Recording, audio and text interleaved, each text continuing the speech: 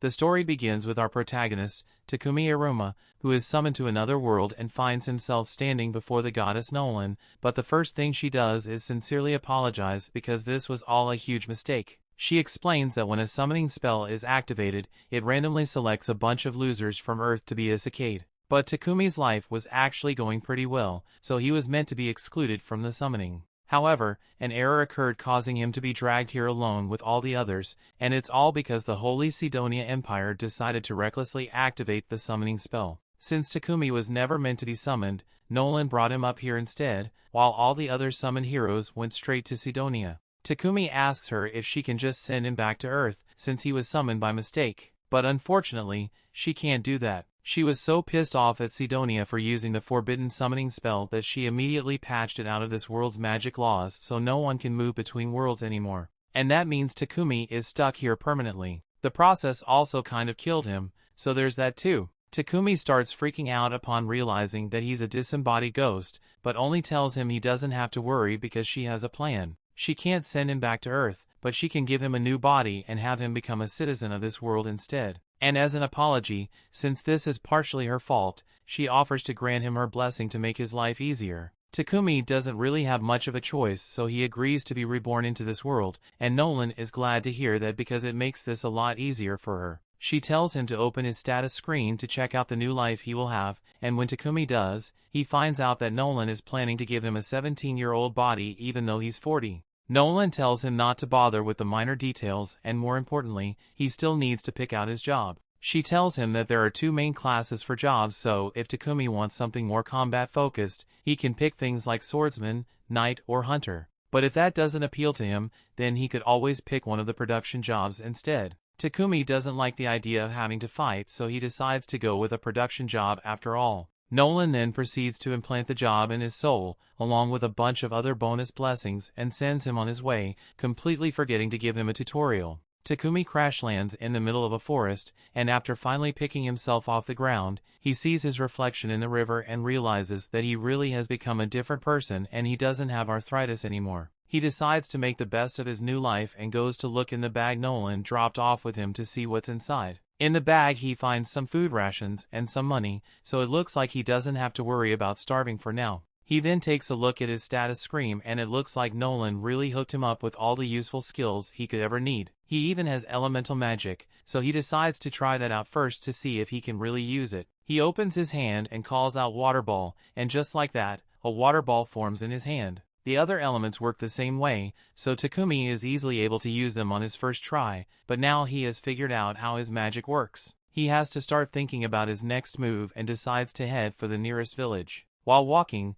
Takumi comes across a stick in the middle of the path and it looks like a really nice stick, so he uses his appraisal skill to scan it and finds out that this is Trent wood. It's gotten from the trade monster and it is really useful for making things like magic staves and spears. So Takumi decides to put his modeling skill to the test and uses it on the wood to create a spear. Since the wood works so well, Takumi decides to scan around to see if there are any other useful plants nearby and he finds a ton of them, so he spends the next hour picking them. But now he doesn't know what to do with all these. They definitely won't fit in his bag, so he might have to leave them behind. But then Takumi remembers that he has an item box skill, so he uses it to store all the plants. Just then, he hears someone scream and a few moments later he sees a little girl run out of the bushes. The little girl comes to him for help because there's a monster chasing after her, and when Takumi turns to see what kind of monster it is, he finds a massive horned rabbit.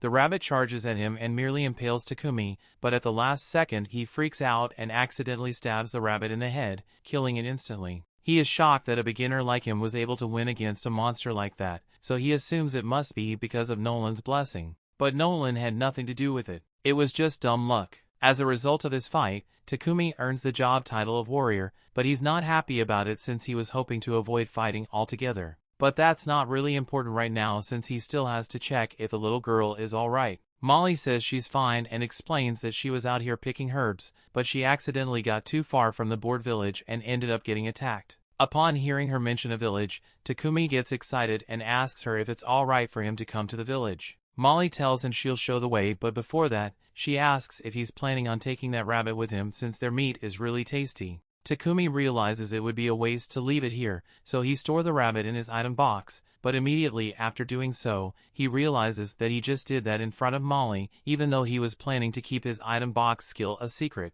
Well, there's nothing he can do about it now, so he and Molly start walking over to the village. And at the same time, the other people who got summoned have just arrived in the Empire of Sidonia, and they are incredibly confused about what's going on. None of them are hurt, but they have no idea where they are, and all of a sudden they hear someone call out to them as heroes. A woman approaches and tells them that they are no longer in their original world, and that they have been summoned to use their power as heroes to save this world. She introduces herself to them as the Empress of the Sidonia Empire, Elizabeth, and one look at her face makes the kids realize that she's shady as hell. Just then, Akane's unique skill kicks in, and it seems Nolan granted her the blessing of revelation, so if she follows her gut instinct, she will naturally arrive at the right answer. And right now, Akane's gut is telling her that Elizabeth is a backstabbing bitch, so she can't be trusted. Meanwhile, Takumi has arrived in the board village, and Molly's parents come out to thank him for saving their daughter. Molly's dad introduces himself as Bunga, and his wife over here is Martha.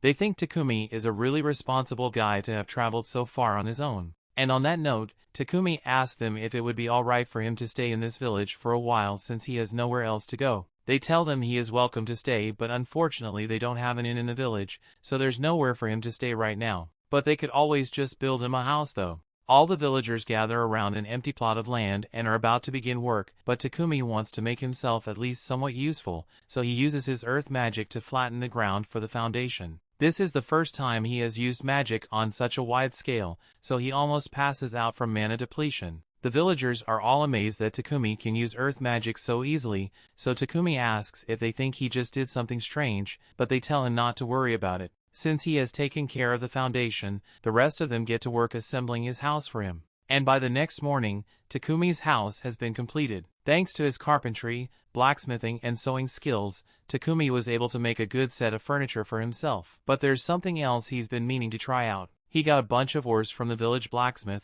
Boron, so he wants to try using alchemy to extract the metal. He's got iron ore, silver ore, copper ore, and even some magic iron ore. So he starts off with the iron and tries to make an iron ingot from it. Normally this would require a large furnace and hours of work, but with Takumi's alchemy he can do it all at once, but it drains a ton of his mana in the process. His first attempt at ore extraction was successful and Takumi is really excited. So he wants to keep extracting as much as possible so he can make stuff with it later. A couple of hours have gone by, so Molly comes over to Takumi's house to bring him some dinner, but when she opens the door, she is shocked to find him passed out on the floor looking like he's been sucked dry. Takumi had overdone it with the ore extraction and nearly died from mana depletion, but Martha and Bunga gave him a recovery potion, so he's alright now and can keep practicing his alchemy, although they made him promise not to overwork himself anymore. Over time, Takumi extracted a bunch of iron, copper, and even a bit of gold too, so he was able to make a ton of useful tools with them. And once he was done with alchemy practice, he would spend time with Boron in the forge learning how to make all kinds of weapons. The play turns out really well, and once Boron is done making the sheath, it will be complete. Takumi's blacksmithing skill is now level 40, so he's done practicing that for now and decides to move on to something else. He goes over to Bunga and asks if he can borrow a couple of potions, and Bunga has no problem lending him some, but all the potions are basic so he won't get much use out of them. Takumi tells him that that's fine, since all he needs is a template for what a potion should look like. He's thinking of making some potions of his own with all those herbs he gathered in the forest, and Bunga is happy to support Takumi in any way he can, so he offers to buy some potions from him if he completes the first batch. Takumi thanks Bunga, and after he gets the basic potion, he starts working on his own version. He makes it with some hillcock leaves and water, and when he's done, he puts it in a glass jar so he can compare it to the one he got from Bunga. Both of them are blue, but the one Takumi made is notably more blue than the one he got from Bunga. Plus, it seems to have magic in it, but Takumi isn't sure if this is a success or not. He's going to have to test the potion himself to make sure it isn't harmful, but he doesn't want to end up dying if it turns out to be poisonous, so he decides to build up some poison tolerance. And the best way for him to do that is to eat whatever this is until he's about to die, and then use healing magic to cure himself. He's been doing this for a couple of hours now, and he feels like absolute shit. On the bright side, curing himself so much has granted him the purification skill, and that's definitely going to come in handy at some point. As Takumi is getting back to his feet, he hears a noise behind him and finds a massive boar staring him down. The boar clearly isn't friendly, so Takumi grabs his spear and gets ready to defend himself. But as the boar charges at him and he tries to use the spear, it shatters on contact, leaving the boar unharmed and Takumi without a weapon. He tries to use all the magic he has available to him, but none of them do any damage to the boar, so he's starting to panic here. And just when he thought things couldn't get any worse,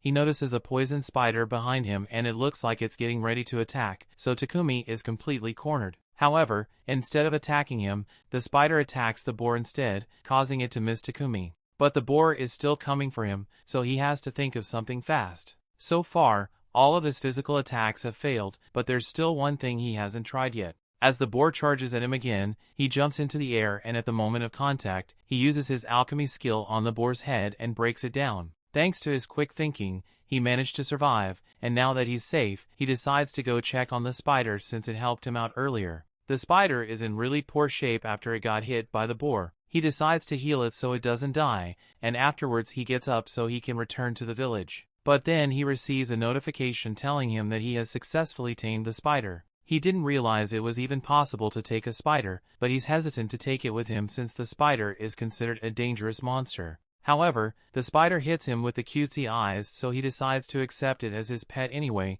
and to make it official, he names her Maple. A little while later, Takumi returns to the village and shows everyone the giant boar he killed. They are all amazed that he could defeat something like that, but even more so that he managed to tame a poisonous spider since no one has ever managed to do that before. That aside, Takumi suggests that they all share the boar since he can't finish it alone, so that night a massive feast is held in his honor. While everyone else is having fun, Bunga brings the valuable leftovers from the boar to Takumi and tells him he can sell them for money if he heads to the nearest city, Bolton. So that will be Takumi's next destination. All the while, Goddess Nolan has been watching over him and she's really happy with how well he is progressing. One of her fellow goddesses asks her what she's hoping to achieve by giving Takumi such special treatment. She gave him a special body, a special blessing, and on top of that, she can send him a whole year into the past before Sidonia actually activated the summoning spell that brought him here. But Nolan says she doesn't have a particular reason for it. She's just doing what she thinks is right. The story continues.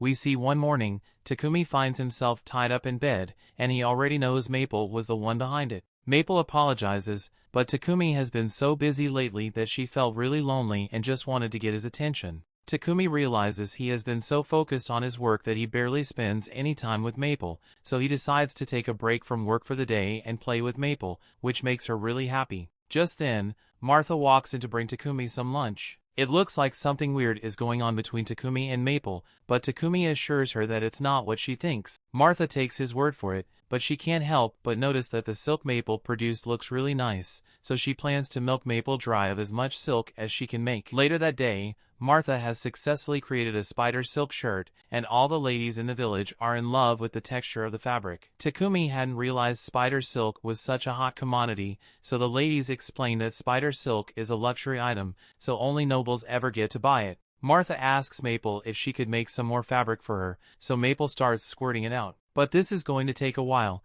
so she isn't going to get to play with Takumi anymore. Takumi is a little disappointed since he was looking forward to spending time with Maple for once, but he's still got things to do anyway, so he's not too bothered. It has been roughly a month since Takumi first came to this village, and he intends to head to the city soon to study his alchemy, but he can't bring himself to say goodbye to all the villagers after spending so much time with them. Takumi goes to meet with Boron at the forge so he can continue his blacksmithing practice, and before long they made a chest plate that fits Takumi perfectly, as well as some steel-toe boots. Boron tells him that the boots will be useful if he ever needs to kick anything, but Takumi doesn't intend to do any fighting since he just wants to be an alchemist. Just then, Bunga shows up and he's glad to see that Takumi's armor is finally complete, but he's going to miss him once he's gone. He knows Takumi can't stay here forever if he wants to expand his production business, so it's the logical move for him to head to the city, where he can sell more of his goods and get a reliable supply of materials. A trader from Bolton is going to come to this village in a couple of days, so Bunga arranged for Takumi a ride with him on his way back to Bolton. They are sad to see him go, but they know this is for the best, so they tell Takumi to start getting his stuff ready. Takumi thanks them for all their help and starts heading back to his house so he can pack up. But along the way, he runs into Martha while she's carrying a bucket of meat. He asks her what she's up to, so Martha explains that she's on her way to throw away the innards of a horned rabbit that Bunga caught. Apparently the innards are the most delicious part of the rabbit, but they need to be processed thoroughly to remove all diseases and parasites. This village doesn't have the equipment necessary to do that, so she has to throw the meat away so no one gets sick. However, Takumi tells her that won't be necessary since he can just purify the meat. He bends down and uses purification magic, so the meat in the bucket should be safe to eat now. But while Martha is indeed thankful, she is equally stunned that Takumi can use light magic. She tells him that he probably shouldn't reveal that he can use light magic when he leaves this village, because there are very few people in this world who are capable of that. So if people found out he could use it, it would draw a lot unwanted attention. Takumi takes note of her warning and promises to be careful about revealing his power. But in the meantime, while he's still in the village, he plans to use every bit of his power to make their lives better. He uses earth magic to build up a brick wall for the village's safety, and for convenience, he builds them a water pump as well as a couple of other amenities. By the time he is done, this place looks like a whole new village, so when the merchant arrives, he barely recognizes it. Bunga comes out to greet Paypek, and after completing a trade deal, Takumi walks up so they can start going. Paypek has already heard a lot about Takumi from Bunga, so he introduces himself and everyone asks if Takumi has all his stuff ready. Takumi assures them he hasn't forgotten anything, but there is one thing he wants to give them though. He pulls out one of his potions from his bag and gives it to Bunga. He already dropped off about 100 of these bottles at Bunga's house, so in the event of a disaster, he wants Bunga that he use these to heal any injuries. Paypek is left in shock after seeing the potion Takumi made, so he asks to take a closer look and it is definitely a high-level potion, although Takumi doesn't seem to realize it. The rest of the villagers soon show up to bid Takumi farewell, so Paypek says he will wait for them to finish their goodbyes before he leaves. Molly says goodbye to Maple, who's sleeping in Takumi's sack, and Martha hands him an outfit she and the other ladies made for him out of maple silk. Takumi is really grateful for their thoughtful gift and thanks everyone once more for being so kind to him, even though they haven't known him long. He then gets in the carriage and all the villagers give him a huge send-off, telling him he will always be welcome in their village. As Paypek and Takumi head for Bolton, Paypek mentions that the people of that village seem to really love him. Even the others in the carriage can tell that Takumi was practically family to them, and such a goodbye really tugs at Heath's heartstrings. By the way, these guys are heading for Bolton as well, so the blonde guy introduces himself as Heath, the redhead is Riel, and the gloomy-looking guy over there is named Booger. They are all part of a C-rank party named Lion Fong, and they are currently acting as Paypek's bodyguards, although this region is pretty peaceful, so there isn't actually much for them to do. Riel notices that Takumi is holding onto his bag really tightly, so they ask him if something precious is inside and Takumi answers, saying his pet killer spider is sleeping inside. The group can't believe Takumi managed to tame a killer spider, so Riel asks to see it, but he's being really creepy about it, so Maple ends up head-butting him in the face. Takumi begins apologizing profusely for what Maple did, but the others tell him there's nothing to be sorry about since Riel deserved it. In fact, Heath wouldn't be surprised if Maple's encounter with Riel makes her fear all humans from now on. But that doesn't seem to be the case, since she seems to have taken a liking to Booger. While everyone starts fawning over Maple, Paypek calls Takumi to the front because he wants to talk about the potion he saw Takumi holding earlier. He asks if there are any more of those in stock, because if so, he would love to buy some. Takumi doesn't really mind selling Paypek the potions, but all of a sudden a horse stops and it looks like there's trouble with a foot. There is a horde of goblins surrounding the carriage for an attack, which is really bad news, but the others seem pretty excited since this means they finally get to do something. So they tell Takumi and Paypek to sit back and let them do all the work as they step out onto the field. There are roughly 20 goblins out in the field, so they are pretty confident they can handle this and start fighting. Riel shoots some down with his bow, while Booger and Heath attack the rest with their mace and axe. Overall, it doesn't take long for them to wipe out all the goblins, so once they are done, they get to work dissecting the goblins so they can collect the magic stones. And from what Maple has seen so far, she really likes Booger. She hates Riel and she doesn't really care about Heath. Shortly after, everyone got back on the carriage and their journey continued for the next 3 days until they finally arrived in Bolton. Once they enter the city, the members of Lion Fong head to the Adventurers Guild to report the success of their bodyguard mission. And Takumi follows them there, since he needs to register with the guild to stay in the city. He would have preferred to register with the Alchemist Guild, but there isn't one here, so he's going to have to become an adventurer instead. The receptionist, Hans, tells Takumi that he can just use the Adventurer Guild card as his identification, and as long as he does his simple quest once every month, it won't expire at all. Takumi ends up registering as an adventurer and also presents Maple as his pet. After all the registrations are complete, Takumi heads to Paypek's trading company to work on a deal for the potions. He has roughly 103 different potions in stock, and all of them are of extremely high quality. So Paypek is prepared to pay 10 silver coins for each healing and stamina potion, and 50 silver coins for each mana potion. Takumi does some quick math in his head and realizes that he would make over 7 million yen from this single deal. He thinks that's way too much money, but on the contrary, Paypek informs him that he could have made a lot more money if he already had a reputation as a producer. On that note, since Takumi intends to become a producer in this city, Paypek recommends that he get a house with a workshop attached for convenience reasons, but Takumi hadn't even thought about where he would be living once he got here. Paypek decides to help him out a little and calls for his assistant Thomas, so he can show Takumi a good property with an affordable rate. However, when Takumi finally sees the house, it looks way more like a mansion, so he doesn't think he can afford it. Thomas assures him that the mansion is quite affordable, and he can guarantee that there are no ghosts here, so he won't have to worry about that. Takumi spots the workshop connected to the house and he starts considering the purchase since this place would be really accommodating for his work, and he can afford to pay for it since he got a lot of money from selling those potions to Paypek. After a little deliberation, he eventually decides to pay for the mansion,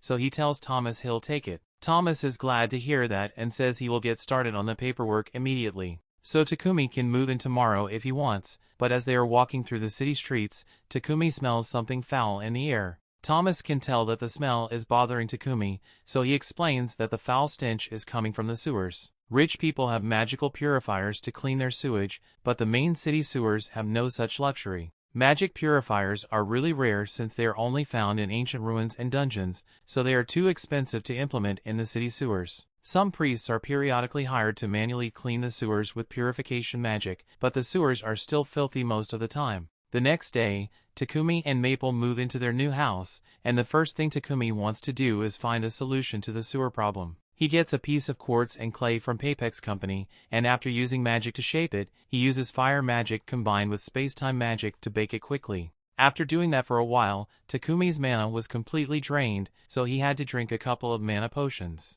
But on the bright side, he did manage to complete his creation, a modern toilet. Just then, he hears Paypek screaming from his living room, so he comes out to check what's going on and finds Paypek wrapped head to toe in Maple's silk. Takumi asks Maple why she would do such a thing, but she thought Paypek would find this to be fun. In her defense, the comforting feel of her silk does put Paypek to sleep, but that doesn't make it right. So Takumi sincerely apologizes for Maple's actions. Paypek tells Takumi it's alright, but getting swaddled so suddenly it'd scare him a little, so he needs to use Takumi's restroom real quick. However, as soon as he enters, he comes back out and starts asking what this marvel of technology is. Takumi comes over and explains that this thing is a toilet. He attached it to a magical purification device so it automatically cleans itself once you're done with your business. Basically, after you take a dump, it uses purification magic to break down your shit into inorganic materials, and then that gets flushed down the drain. The system makes sense to Paypek, but the only way someone could possibly have made such a thing would be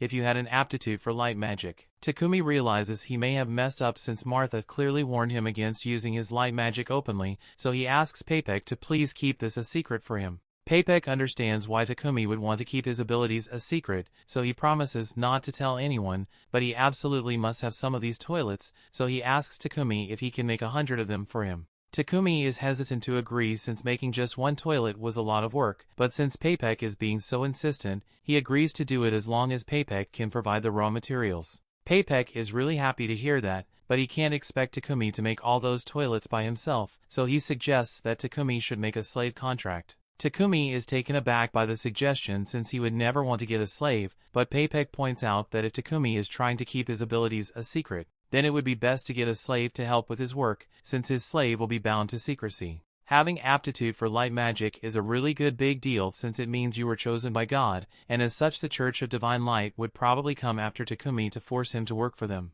They make a lot of profit by monopolizing purification magic, so Paypek doubts they would be happy to learn that commoners can have access to cheap purifications through Takumi's toilets. But Paypek or he has an idea of how to get around the church, so Takumi doesn't need to worry about it for now. The most important thing is making sure that the church doesn't find out about his light magic. That's why getting a slave would be the best option for him, but Takumi is strictly against slavery, so he says he will just do all the work by himself. Just then, his guild card begins glowing, so Takumi takes a look at it, and it displays a message saying he needs to complete a verification quest to maintain his status as an adventurer. So it looks like he won't have time to make the toilets by himself after all, so he caves and agrees to buy a slave. Paypek takes Takumi to the Mulan Trading Company, since they are the most ethical slave traders around. Paypek goes off to talk with the owner so he can get Takumi a good deal, and in the meantime, Takumi heads out into the garden because it looks pretty. There he finds a beautiful elf girl sitting on a terrace, but the second she sees Takumi,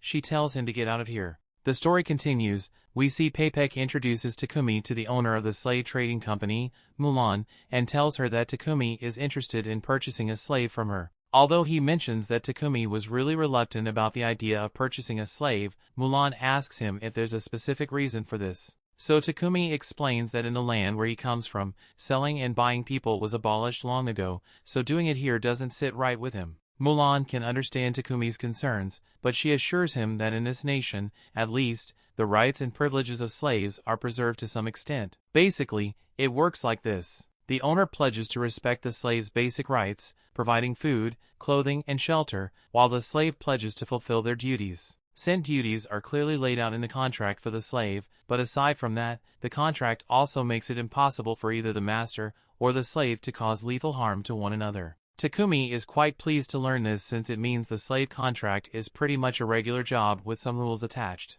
Mulan goes on to explain that there are several different kinds of slave contracts. In the case where someone becomes due to debt, they will be contracted until they earn enough money to pay back that debt. Other contracts are more permanent and are usually taken by criminals or people who end up being captured in war as an alternative to death. However, the large majority of slave contracts are made by those who were illegally forced into it by bandits. Paypek thinks the most suitable one for Takumi would be a war slave, since they can't be released without their master's permission, and while Mulan could certainly make that happen, she asks why there is a need to make sure the slave can never leave Takumi. Paypek starts talking about how talented Takumi is with production, and how he doesn't want his secrets to be stolen, but Mulan wants to hear the reason from Takumi himself. Takumi explains that he is a producer, so naturally he would like to focus on his work as much as possible. But that's a little hard to do, since he also has to fulfill quests from the Adventurers Guild. He's currently living in a mansion, so he will need someone to help manage it while he does his work, and do some particular skills he possesses. He would like to make sure his slave can't tell anyone about him. Additionally, since he will be taking on quests from the Adventurers Guild and harvesting ingredients himself, he also needs his slaves to be a capable fighter so they don't get hurt when they accompany him. Mulan realizes that Takumi has no ill intentions, but there's no way she's allowing him to force a single slave to do both housework and combat, so she'll only work with him if he agrees to buy 2 separate slaves instead. That being said, she knows someone who would be perfect as Takumi's housekeeper, so she calls for Maria to come into the room. Maria was forced into slavery as a child and has been trained in reading, writing, math, and general housekeeping, so she'd be a good fit for the job. Maria says she can handle the housework of a mansion all by herself, and Takumi is glad to hear it. But Maria can tell that he's deep in thought, so she asks if something is wrong. Takumi tells her he's just a little confused since he doesn't understand why no one has bought yet Maria, considering how cute and capable she is. Maria gets all embarrassed by Takumi calling her cute, so he apologizes since it might have been inappropriate to say. Maria calms down and tells Takumi that she can only do the housekeeping work outlined in the contract and nothing else. Takumi says he's fine with that since he only wants her to do housekeeping work, but Maria wants to make it very clear that she won't do anything else. Takumi doesn't understand why she's talking about it so much, since Mulan already explained how these contracts work, but then Maria blurts out that she can't sleep with Takumi. Now Takumi gets embarrassed as well, but he assures Maria that he really does only want her as a housekeeper, not a meat keeper. With that said, Takumi asks Maria if she still wants to form a contract with him, and she says she'd be happy to work with him. Now that that's settled, Mulan says she'll begin working on the contract for Maria. But as for the battle servant, she says she unfortunately doesn't have anyone who fits the description. Maria hears Mulan say this and calls BS because she knows Sophia is still here, but Mulan doesn't take kindly to being called out, so she tells Maria to go back to her room and start packing her things. Once Maria is gone, Takumi asks Mulan if what Maria said was true, and Mulan admits that there is a battle slave in the building, but she doesn't think Sophia would be a good fit for Takumi, since she's got a lot of problems. Mulan wants to end the discussion here, but Takumi is kind of curious about Sophia, so he asks to see her. Mulan reluctantly agrees to take Takumi meet Sophia, and when they arrive at her room, Sophia is surprised to see that the visitor is the boy she met in the courtyard earlier. Mulan informs Takumi of Sophia's history, and explains that she was captured as a slave of war in the battle between the Kingdom of Triaria and the Kingdom of Yugur, although this all happened more than 50 years ago. Takumi is shocked to find out that Sophia is more than 50 years old, so Mulan goes on to explain that the Kingdom of Yugur was an elf nation and elves naturally live long lives. Sophia hasn't been able to form a contract with anyone because she has a hideous scar on her ears and her right hand and left leg both have impaired movement. This soup already be a deal breaker for anyone looking to buy a battle slave, but on top of that, she also lost use of the elemental magic that elves are most known for, so it's likely that she has a curse on her. Given all these facts, Mulan doesn't think Sophia will be able to help Takumi on his quests, but Takumi wants to confirm it for himself, so he asks to have a minute alone with Sophia. Mulan decides to give him some time to talk to her, and once they are both alone, Takumi grabs Sophia's face and looks into her eyes. He isn't a fan of using appraisal on people without permission, but he needs to check what he's dealing with. He takes a look at Sophia's status screen, and to his surprise, he finds out that her stats are through the roof. Her injuries do limit her abilities and she does have a curse on her, but if Takumi can fix that, then she will be the perfect companion to have in a battle. Mulan soon comes back into the room to Takumi if he has made a decision yet, so he tells her he wants to take Sophia. Sophia can't believe he wants her and reminds him of all her flaws, but Takumi says he's going to fix it so it won't be a problem. Mulan thinks Takumi's confidence is pretty interesting, so she agrees to leave Sophia as Takumi's care. A few minutes later, Mulan finalizes the terms of the contract, so the final step is to execute it. The three of them gather together, and Mulan uses magic to bind them to the terms of the contract. So once she's done, Maria and Sophia officially become Takumi's slaves. Maria thanks him for purchasing her and promises to work hard to live up to his expectations, and so does Sophia. The three eventually return to Takumi's house, and as soon as he opens the door, Maple comes jumping out because she's excited to see him again. Both Maria and Sophia are worried for Takumi's safety, so Sophia is about to attack Maple. But before she does, Takumi stops her and explains that Maple is actually his pet, Killer Spider. The two find it strange, but they decide to just act like it's normal, and a little while later, Takumi shows them to one of the empty rooms in the mansion. Sophia and Maria really like it, so Takumi tells them that Sophia can have this one, and Maria can take the room next door. Neither of them can believe that Takumi is willing to give them their own rooms, but it's not like he's using the rooms anyway, so he thinks it would be nice if someone got some use out of it, at least. Additionally, there's also a large bath, so he tells them that once they are done unpacking, they can use the bath whenever they like, and Maria is really excited about it. Later on, Sophia and Maria get into the bath, and Maria talks about how glad she is that Takumi bought Sophia as well. If she's being honest, she thought Mulan was never going to let Maria leave because over the past 50 years, no matter how much was offered, Mulan rejected anyone who offered to buy Sophia. So for her to sell Sophia to Takumi, she must have seen some good in him. Sophia admits that Takumi seems kind, but she's still a bit skeptical since they know so little about him. While Mulan was drawing up the contracts for the sale, Sophie got a glimpse of Takumi's file, and most of Takumi's history records, like hometown or lineage, were left blank. Sophie is keeping that information secret. Then there must be something he is hiding. After they are done with their bath, they head outside and are shocked to see that Takumi already prepared dinner for them. Maria is especially devastated since household work is meant to be her job, so if Takumi handles everything himself, then she's as useless as a toilet.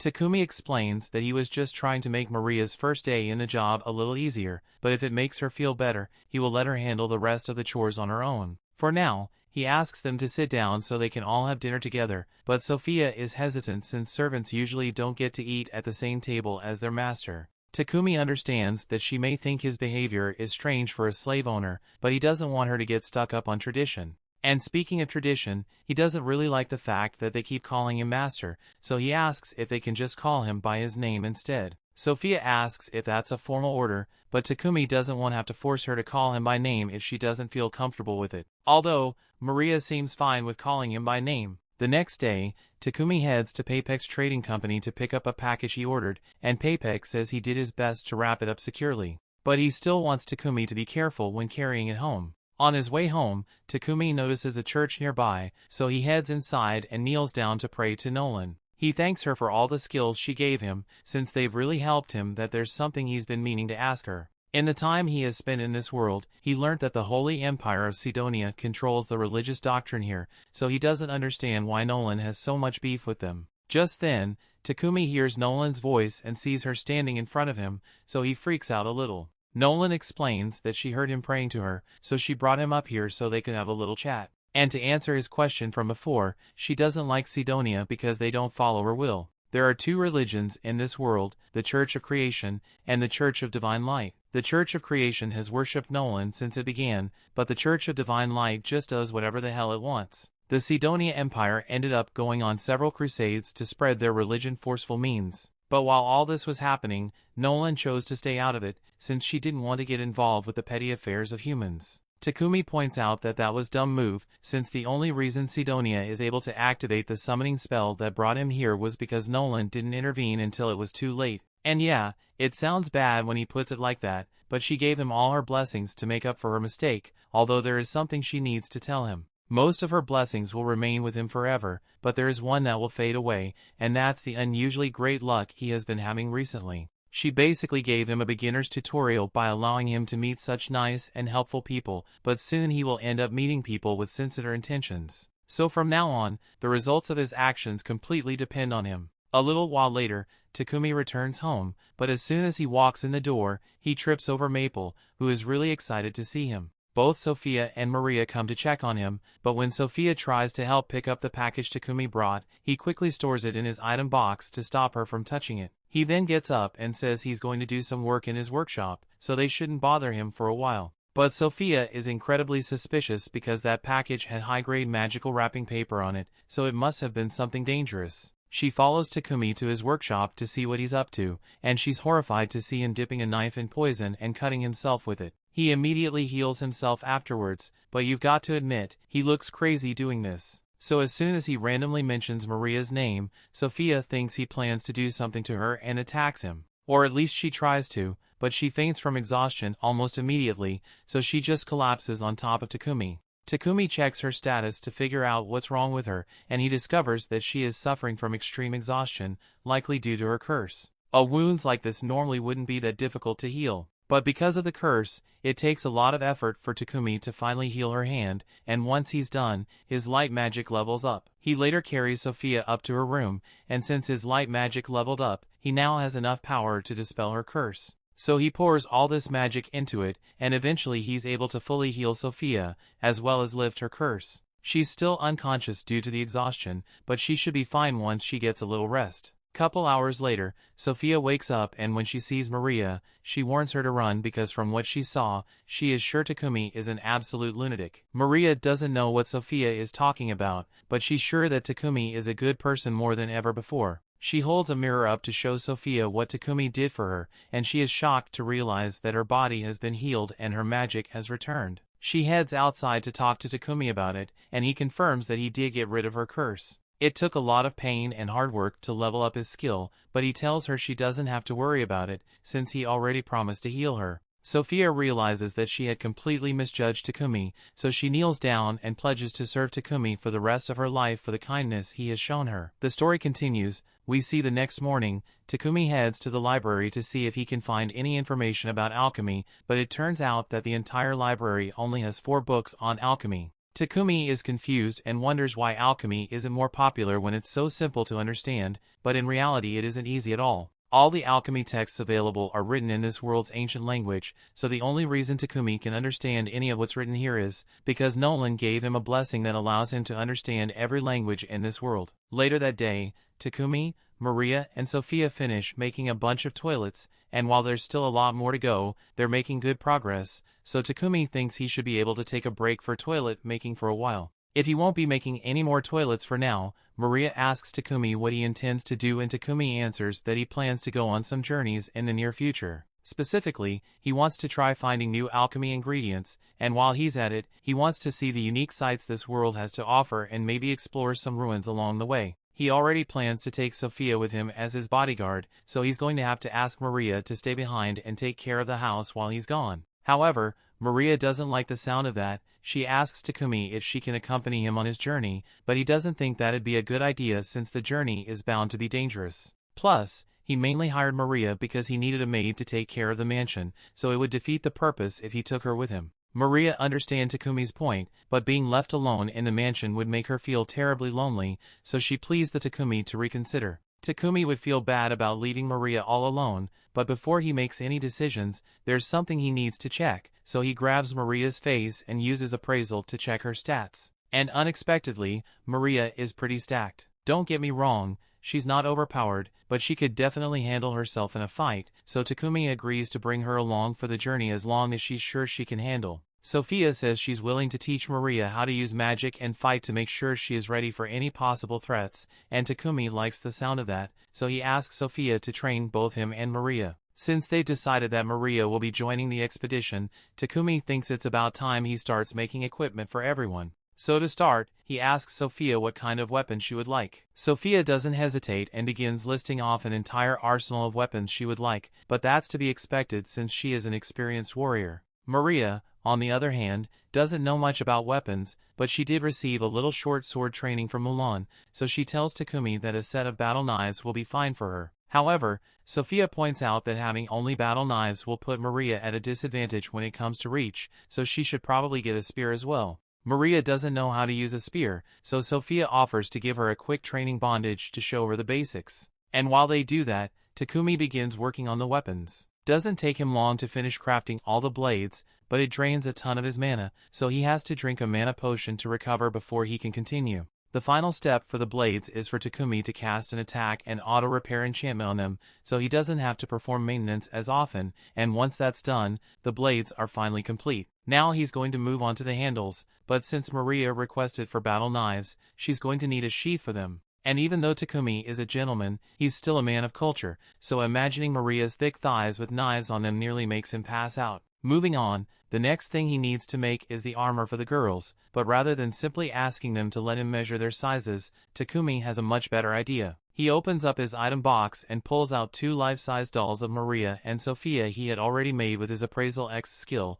but don't ask why he made them though. As for the armor itself, Takumi plans to make it using maple silk and some of the hide he got from the armored boar. And when it comes to the design, he's never had the chance to make armor for others before, so he decides to let his mind run wild and try out all his outfit fantasies with those dolls. After several days and several redesigns, Takumi finally gives the armor to Maria and Sophia, and it looks great on them. He asks the two if they like it, and both are honestly surprised by how well it fits, despite the fact that Takumi never asked for their measurements. It's almost as if he had duplicates of them that he could test the outfits on, but that would be crazy, right? Takumi changes the subject before they start getting suspicious, and asks them what they think of the weapons he made for them. Sophia pulls out the sword Takumi made for her and she says it feels perfect. The same goes for Maria as she tests out her battle knives and she is grateful for the equipment he made for her. There's one more thing Takumi made for the two of them, so he pulls out some rings and tells them it should help with their magic casting. Sophia and Maria accept the rings,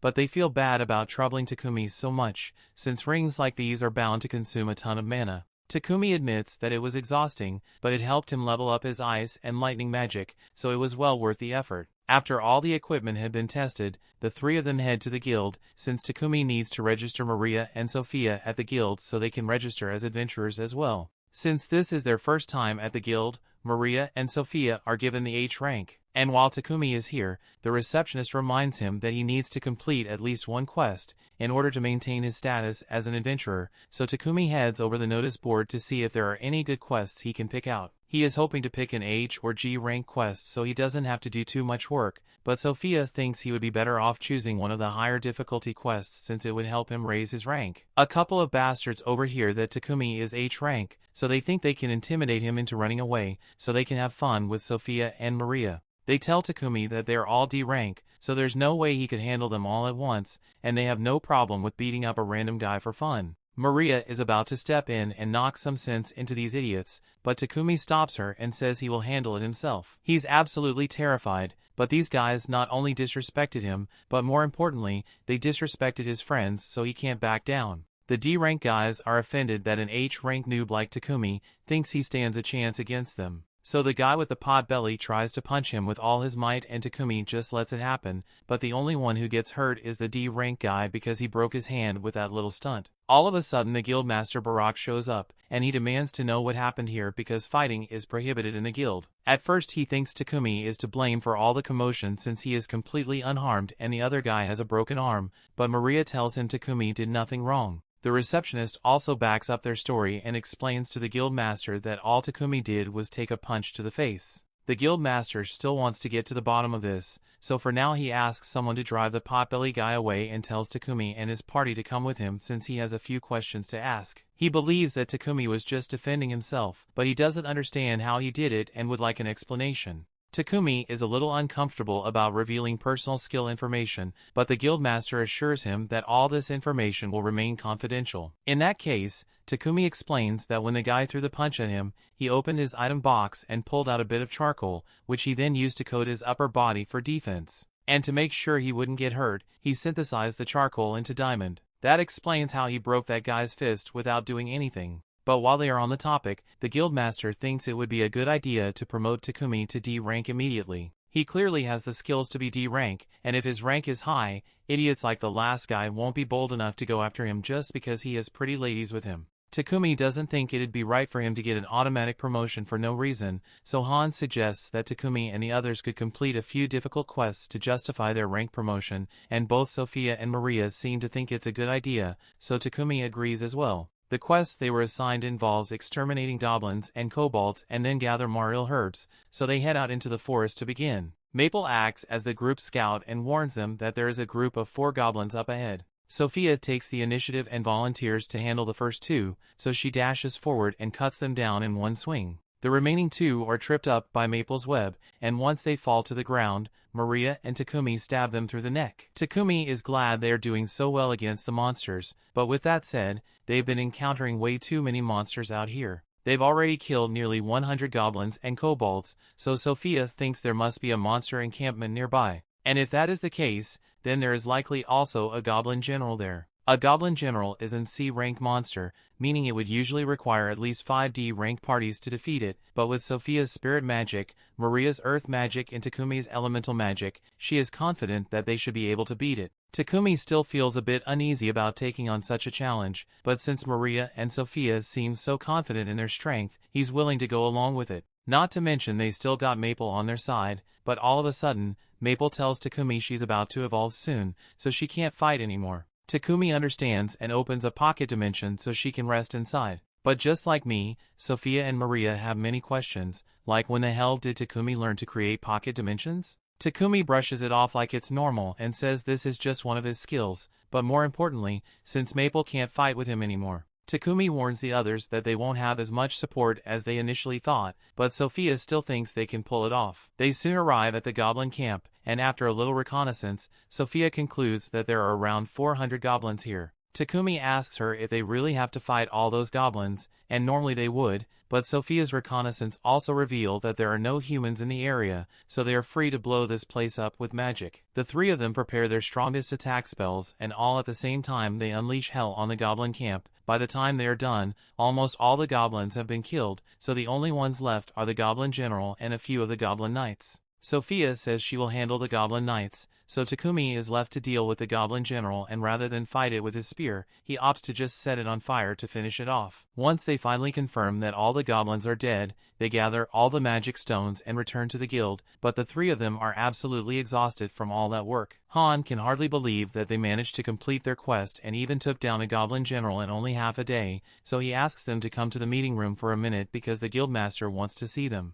Barak is both amazed and angry that Takumi would do something as reckless as face an entire goblin camp with a single party, but just as he is about to begin scolding Takumi, his pocket dimension opens up and Maple pops out. She has now evolved into an arachne, so everyone is excited to see her new form, and at this point, Barak decides to just let the whole reckless battle thing slide since Takumi's party clearly isn't normal. Once they get back home, Maria asks Takumi if he has any spare cloth since she wants to make underwear for herself and Sophia. But Takumi has a much better idea for an underwear design, so he offers to make it for her instead. Just then, Maple pops out of the pocket dimension and tells Takumi that Papek is here to see him, so Takumi goes to meet with him and is informed that the Lord of Bolton, Marcus Godwin, wants to meet with him. Takumi would like to avoid meeting Marcus Godwin, but given the situation he has no choice. Takumi later arrives at Godwin's castle, and thankfully Godwin seems to be a reasonable man since the first thing he does is thank Takumi for making all those toilets, because it greatly improved the sanitation of the town.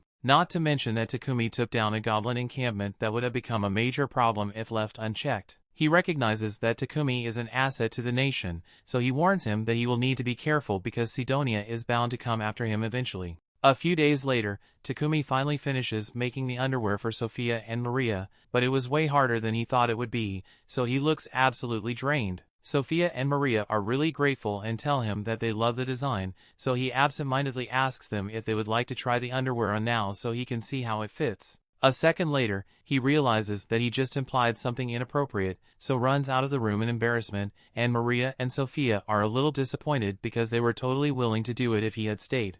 The story continues. We see after all that excitement, Takumi had to cool off, so he decided that his next project would be to create refrigerators. Once he is done, he explains to the girls that the fridges will be used to keep food cold so it doesn't go bad, and they are all excited to feel the cold air coming from it.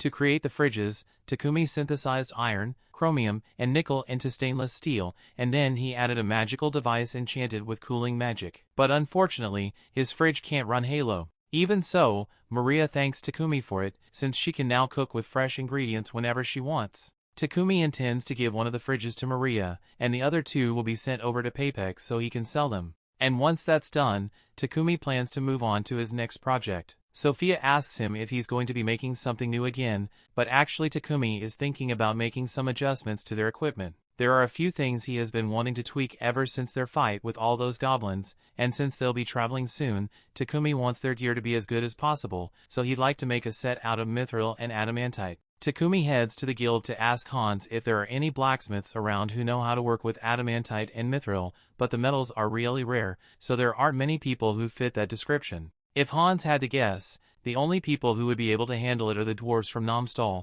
but that's a long way away, so Takumi can't go there. Takumi accepts that he isn't going to be able to find a suitable blacksmith after all, but before he leaves, Hans tells him about a city known as Horus near the kingdom of Barkula, and if Takumi heads there, he should be able to mine some mithril and adamantite, although he might have a little trouble getting in since only members of the blacksmith guild are allowed into the mines. Luckily, Hans knows of a great way around the rules. Let's say hypothetically, of course, that Takumi just happened to accept a quest to exterminate the monsters that appear in that mine, and hypothetically happened to come across some mithril along the way, nothing would be stopping him from mining the metals then. On that note, the guildmaster appears out of nowhere and says he has the perfect quest for Takumi. He explains that the guild has been running low on tree wood lately, and winter's coming, so they need someone to gather some. The tree ants usually wander around the Horus mines, and since Takumi is looking for an excuse to go into the mines anyway, the guildmaster thinks he should be fine with doing a little wood collecting. Additionally, since Takumi is heading there anyway, the guildmaster wants him and his party to escort someone, but this is starting to sound like a lot of work. Takumi has never handled an escort mission before, so he asks why the members of Lion Fong can't do it instead. The guildmaster explains that Lion Fong is currently out on a separate mission, so they can't do it, and Takumi is the only other person he can ask. Takumi eventually agrees to take on the escort mission, but he still doesn't know much about the route to Horus, so he asks Hans how long it takes to get there. Hans tells him it takes 7 days if you go by horse-drawn carriage, but it'll only take 4 days if you use a monster horse instead, since they are twice as fast as regular horse. Takumi thinks the monster horse is a great idea, so he asks if he can take one of those, but unfortunately, Riel shows up to tell him that all the monster horses are already being used by Lion's Fong. Hans is surprised to see Riel back so soon, but Riel says he and his party aren't done with their quest yet. He just happened to kill a black buffalo along the way, so he came back to drop it off before it went rancid. He's gotta head back out in the morning so he can catch up with the rest of Lion's Fong, but since Riel will be staying in town for the night, Takumi offers to let him stay at his house and have a bath. Riel is excited by the prospect of a bath, so he decides to take Takumi up on that offer. Takumi is glad to hear it, but he actually has somewhere to go after this, so he says Riel can just wait for him at his house, but Riel says he would rather accompany Takumi. In that case, Takumi lets Riel accompany him to Papek's company, and while Takumi is there, he manages to convince Papek to let him borrow a couple of his monster horses for his mission. But in return, Papek asks that Takumi sell him some of the ores he gets from the Hora's mine. Also, about the refrigerator he brought earlier, Papek really likes it, so he asks Takumi to make some more for him once he gets back from his mining trip. Meanwhile, back at Takumi's mansion, Sophia is starting to get really worried that something might have happened to him since he hasn't returned yet. Later that evening, Takumi is walking back home with Riel, and he apologizes for dragging Riel on such a long errand even though he must be tired from his journey, but Riel doesn't mind since he is the one who said he'd accompany Takumi.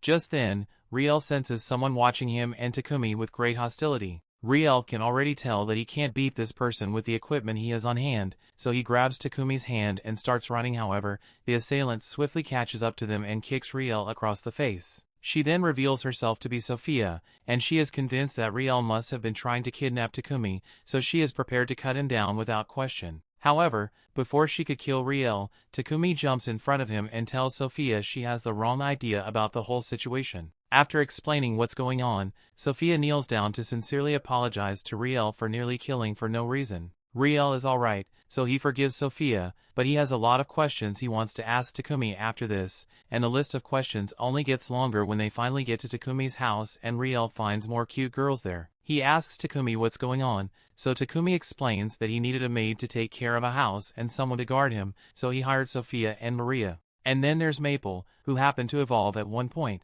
Riel is excited to see Maple again in her new form and Maple remembers him, but she still doesn't like Riel though. Riel falls to his knees in defeat because both Booger and Heath already have wives, and even Takumi has 2 girlfriends while he is single. Takumi corrects Riel and tells him that he isn't dating either Sophia or Maria. After hearing this, Riel takes the opportunity to shoot his shot and asks Sophia if she considered going out with him, but she immediately turns him down, and so does Maria, so Riel is once again left defeated. A little while later, as Riel is crying in the bath, Takumi talks to Maria and Sophia about the mission he accepted so he can go mine some mithril and adamantite. Sophia thinks it's a good idea since Traiant wood is a precious material and everyone else is on board, so Takumi says they will head out in 3 days' time. The next morning, Riel leaves to rejoin the rest of Lion's Fong, and once he is gone, Takumi decides to begin working on some new equipment for his party's Traiant hunt. He gets himself a magic-draining tungsten carbide sword, and it is already a great weapon, but it's too big to use as it is now, which is why Takumi plans to break it down. He tries using his alchemy skill on it, but the sword seems to be resisting him, so it takes a lot more effort than usual. But eventually Takumi is able to break the metal down and make 2 separate blades with it. The blades drain the mana of any opponent who is cut with it, so Takumi is happy with the results, although it left him totally drained. 3 days later, Takumi and the others meet with Papek to collect the carriage he promised to give them, and the guy the guildmaster asked them to escort is already waiting inside. So Takumi goes to talk to him, and the man introduces himself as Gambo. The group sets out, but along the way they have to stop by a field, so Takumi and the others can hunt their Traiants. As they enter the forest, Sophia spots a Traiant trying to blend in with the other trees nearby, so she points out to Takumi and he charges forward to eliminate it. The Traiant tries to attack Takumi in the process, but Sophia and Maria have his back, so he is easily able to chop it down. However, that was just one Traiant, so they've still got an entire forest's worth to take down. They'll take too long to kill each Traiant individually, so Sophia suggests that they should use magic, and it seems to be working really well. However, they are soon confronted by an elder Traiant, and no matter how much magic they use to attack it, it keeps regenerating. The only way to finish it off is to cut down its main body in one go, so Sophia tells Takumi to coat his sword in fire and attack while she and Maria provide cover. Together they are finally able to take down the leader Traiant, and that's it for their Traiant hunting so they can continue with their journey into Horus. Upon arriving in Horus, they head to the local adventurers guild, and their Gambo points out a quest that says it needs people to exterminate the mole monsters in the mines. These moles eat ores, so they are considered a serious threat, and if they take this mission then they will be allowed to enter the mines. A little while later, the group is mining in the mines and they get really lucky because it doesn't take long for them to find some mithril and adamantite ore. However, the ores attract some monster moles from the ground, so they have the array to fight. Before the mole surfaces, Takumi thinks about it for a second and comes up with a great idea, so as soon as the mole shows itself, he blinds it with light magic and it collapses, so it is easily finished off. Takumi's method certainly makes it easy to take out the moles, but Sophia and Maria are a little disappointed since that means they won't get to do any fighting. Since the mining trip was successful, they all return to Bolton a few days later, and once they do, Takumi visits Kiembo's shop so he can learn how to work with mithril and adamantite. Kiembo explains the process of extracting the metal from the ore, and after a lot of effort, Takumi is able to create some mithril and adamantite, so he starts using it to make all kinds of magic-imbued gear. Once he is done with the new gear, use it to Maria and Sophia so they can test it out. The girls are amazed by how light and durable their armor is now, and it even has magic imbued in it. Takumi explains that he loaded their gear with magic that suits their preferred element, and as for his own armor, he imbued it with something called Thunderclap, and it is basically an extreme agility buff, so Takumi can move insanely fast with it. However, the second Takumi tries to do something cool by showing off how fast he is, the universe refuses to let it happen, and he ends up crashing face first into a wall. Moving on, Takumi shows them the new weapons he made, as well as the enchantments he placed in them. Sophia and Maria both love their new spears, but Sophia has a request she would like to make. She would gladly lay down her life to protect Takumi, so she asks if he can make a shield for her so she can protect him more efficiently. Takumi thinks that's a good idea, but he reminds Sophia that she should value her own life just as much as she values his life. Nolan has been watching Takumi all this time and she's happy with all the progress he is making, because he is certainly going to need all the strength he can get to face his upcoming battles. 1 year in the future where the other heroes were summoned, we see Akira and Yamato after their training is complete. They are being sent on a mission by the King of Salamander, and I'm not gonna lie, they look pretty evil now. Back in Takumi's time, he has just finished working on the shield Sophia asked for, and although Sophia is the one who requested it, she feels bad after seeing how much it drains Takumi, so she wishes he had an assistant who could help him with his production. Meanwhile, over in the royal capital, the Lord receives a letter from Sidonia. It seems that they have heard about Takumi's toilets and the purification magic used in them, and although they don't know who Takumi is yet, they plan to take action against him.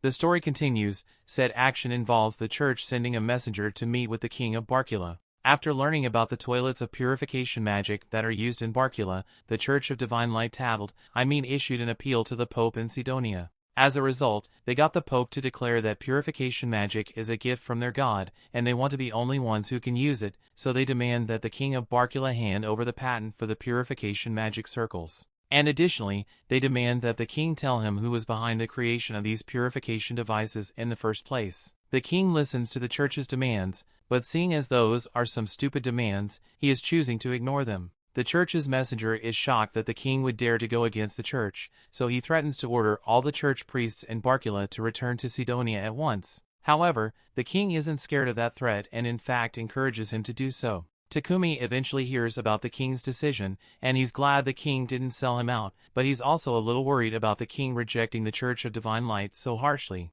Sidonia's church is bound to turn against the kingdom of Barkula, and Takumi would hate it if such a big conflict were to start because of him, but Paypek tells him there's nothing to worry about. After all, the Church of Divine Light isn't the only religion that exists in this world. There's the Church of Divine Light, and then there's the Church of Creation, but even though the Church of Divine Light's influence is far spread, there are still a lot of followers of the Church of Creation in this country, so the Church of Divine Light won't be missed. On top of that, the priests of the Church of Creation administer recovery magic to anyone in need, but the Church of Divine Light charges hefty fees for any holy magic. The Church of Divine Light is backed by Sidonia, so Takumi is probably going to have to avoid them from now on, but is what it is. Anyway, the reason Paypek came to see Takumi today is because he presented Takumi's toilet and refrigerator to the king a while ago, and the king was so impressed that he asked Paypek to bring Takumi to meet him. Takumi is a little wary of meeting someone as important as the king, but Paypek assures him that the king isn't ordering him to do it, so he has the right to refuse if he wants,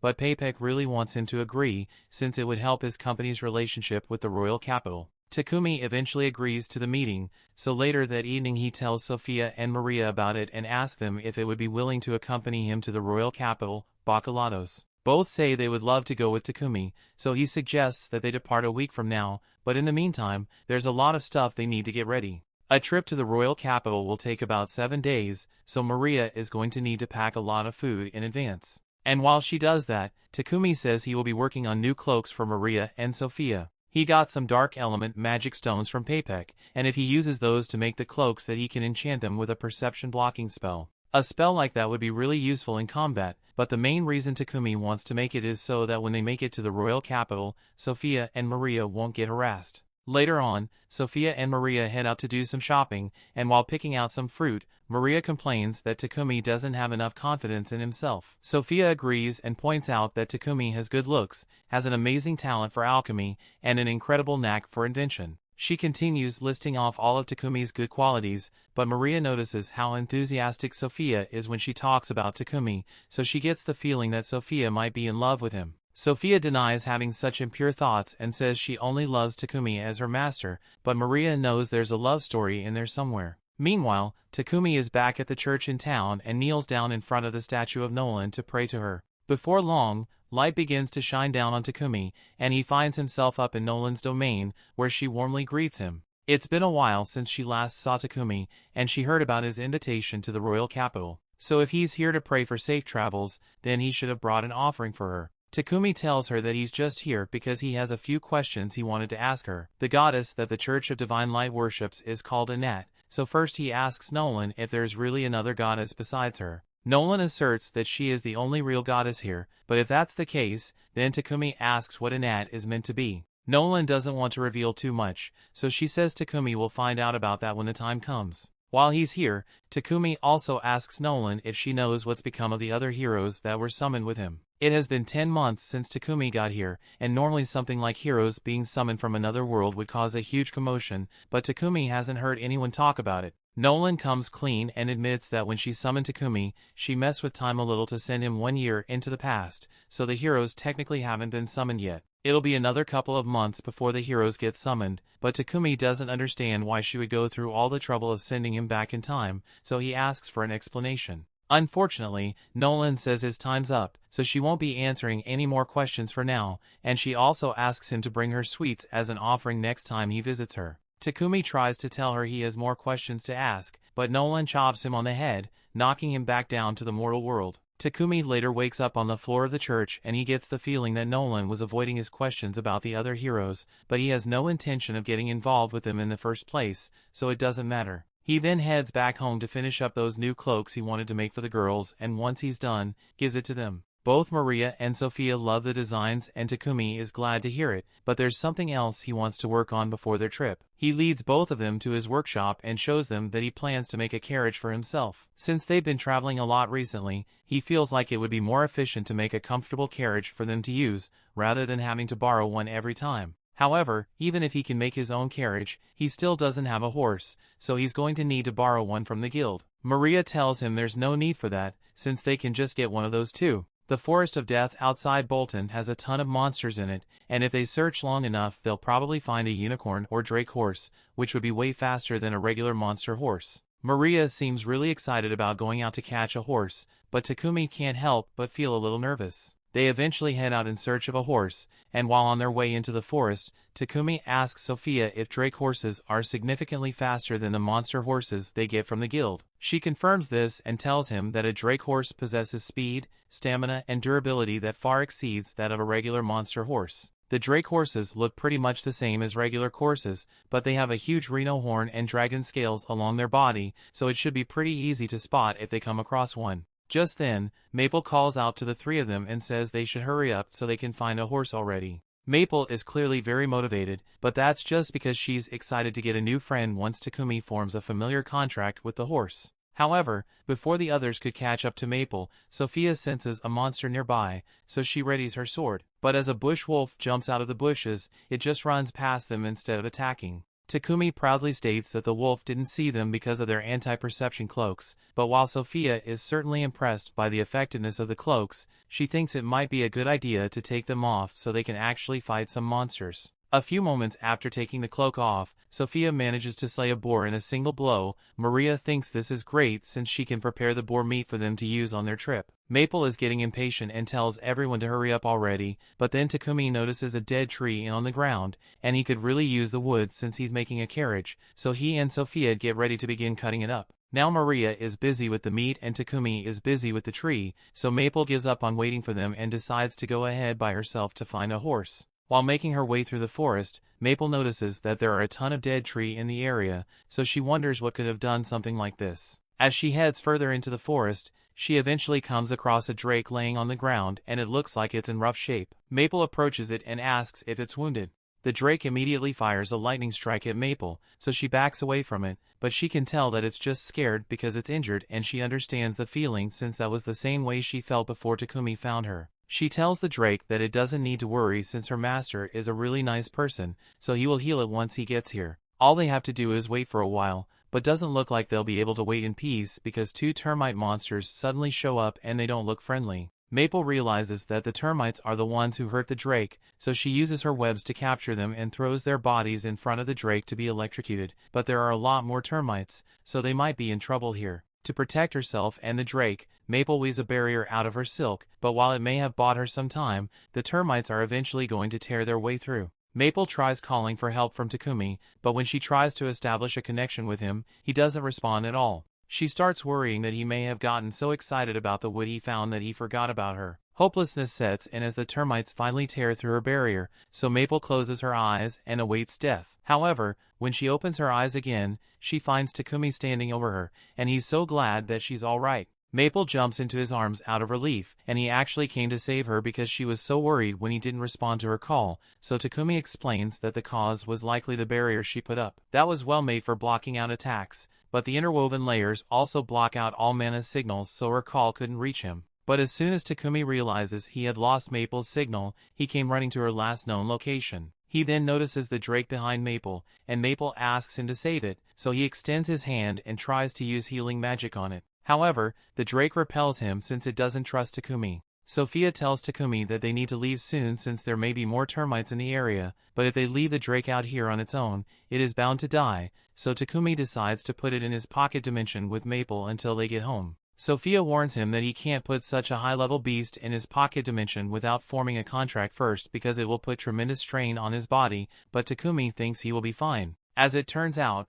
Takumi was not fine. He passed out almost immediately after putting the drake in his pocket dimension, and even after the girls brought him home, he still hasn't woken up for the past 12 hours. The fact that the drake is still in his pocket dimension means Takumi's mana will continue to be sapped until he eventually withers away, and he can't open the barrier to let the drake out because he's unconscious, so Sophia gets in touch with Maple and asks her to open the pocket dimension from inside. Maple says she can do that, but the drake will be frightened if it suddenly appears in unfamiliar territory, so she says she'll make a tent out in the front yard to keep it calm. Once the drake is out of the pocket dimension, Takumi should be able to recover, so in the meantime, Maria heads out to buy some medical supplies to treat him and asks Sophia to stay by Takumi's side so he has someone next to him when he wakes up. Later that night, Takumi finally wakes up from his coma and heads outside to see the drake. Maple has been telling the drake all about Takumi while they waited for him to recover, and after introducing himself, Takumi asked it if it would be willing to form a contract with him. The drake trusts Maple, and since Maple is vouching for Takumi, it agrees to the contract. Now that Takumi has tamed the drake, he can finally use magic on it without having to worry about backlash, so he immediately casts High Heal on the drake to heal all its wounds. In the next moment, the drake is able to stand on its own again and is back to full strength. But now that she's officially one of Takumi's familiars, he has to come up with a name for it. Since he names Maple after a leaf, he decides to keep the theme and names the drake, Camellia, after the tree that retains its leaves all year round. Maple is glad that Camellia is all better now, and since everything has been settled, Maria calls everyone inside for dinner because she made a lot of tasty food and Takumi hasn't eaten in a full day because he was unconscious. That brings the episode to an end. Thanks for watching. Want next part? Subscribe the channel and turn on notification bell.